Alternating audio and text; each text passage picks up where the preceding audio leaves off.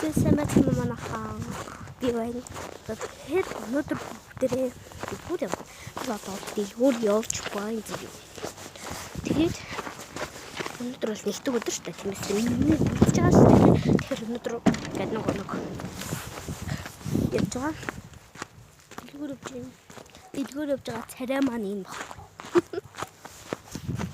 Тэгээ манай энэ газар бол жоохон сайн газар. Манай хүүхэн бол өөр газар амьддаг байсан.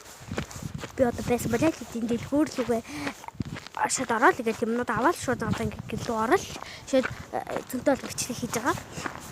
Тийм ээ.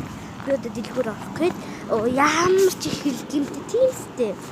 За тэгээ манай нэг зам нэг иймэрхүү машинууд маань ингээд өвчдөг. Тэгээ манай зам нэг иймэрхүү. За тэгээ бүгдээрээ сайхан хамтгаагаарай.